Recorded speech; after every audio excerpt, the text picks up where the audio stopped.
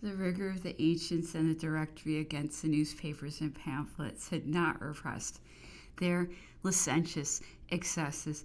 Upon the news of the disaster of Novi and of the defection of the Batavian fleet, they no longer knew any limits. Moreau and MacDonald had delivered up the army of Italy to the Russians. The directors had delivered up the fleet of the Texel to the English. They called upon the people to save themselves. The directory determined all at once upon a vigorous measure. The 17th Fructidor, they caused 11 journalists to be arrested and placed seals upon their presses. They informed us of it immediately by a message. They addressed at the same time a proclamation to the French.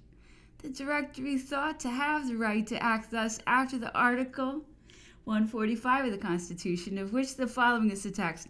If the Directory is informed that any plot or conspire against the safety of the exterior and interior of the state, they may decree mandates to appear and mandates of arrest against those who are supposed to be the authors and accomplices. The next day was the anniversary of the 18th Fructidor. C has alluded in his speech to the rigorous act exercised against the periodical papers.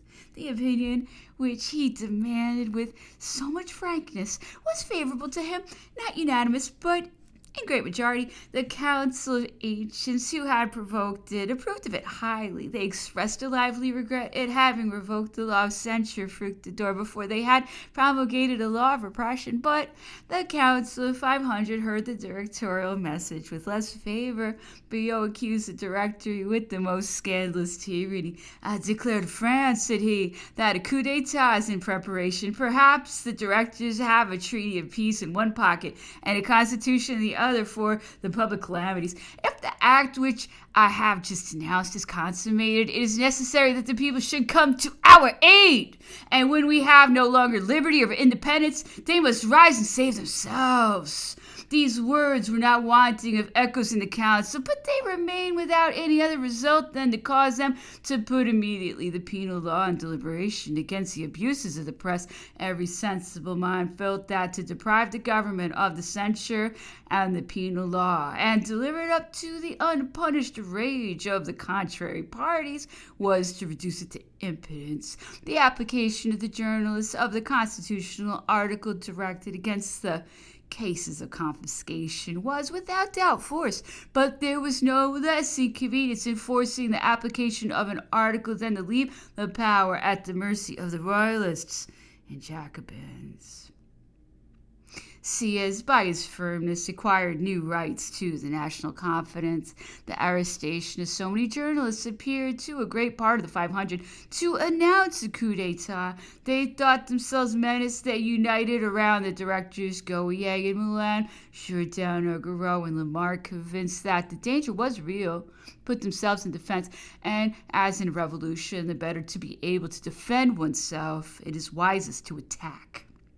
It was soon resolved among the Jacobins to cause the country to be declared in danger and to decree the permanence. I ought not to dissemble here that for several months past, many of the deputies of our party, frightened at the state of affairs, had thoughts of the means of ameliorating them. The Jacobins not only thought, but they endeavored with constancy to bring us back to the conventional measures, looking upon the safety of the Republic precisely in an inverse sense from the Jacobins. We thought with Sieyès that we ought to concentrate more than ever the power of the government as long as foreign invasion menaced us. The ideas of 1793, which appeared salutary to our adversaries, appeared mortal and impracticable to us.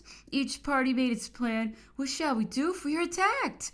This was what they said on both sides. To neutralize the influence of the General Sieyès and his two colleagues and place their hopes upon the youthful conqueror of the Tyrol, the brave and unfortunate Joubert. Overtures were made to him. He modestly replied that he was not yet sufficiently known by victory to repose upon his laurels. They gave him the command of the army of Italy. If instead of falling at Novi, Joubert had vanquished Suvorov, his glory would have sufficed to balance that of his rivals. I so little expected the return of Napoleon that I had embraced with ardor the hope that Sieyès had placed in the victories and virtues of Joubert. His early loss appeared to us a public calamity.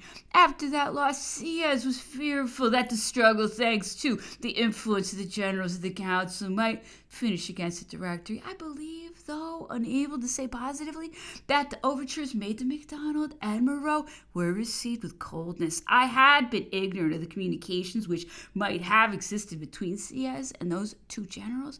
It was the Union of Jourdan that I had preferred, and Sieyès engaged me to make some attempts. I believe that no one would have been more calculated than the citizen hero of Fleurus to cause the project of the Republican form to succeed. Sole aim of our hopes.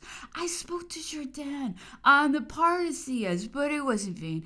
It was not in concentrating the directorial power, but in concentrating desire to save the Republic. Sieyès, alarmed by the report of a reunion held at Bernadotte's, said to me one day with a sigh, "We have no longer then a sword for us." Ah, why is your brother not here? He must have thought the danger very pressing to have let that wish escape him. In fact, all the probabilities in case of a violent struggle appeared to be in favor of the Jacobins.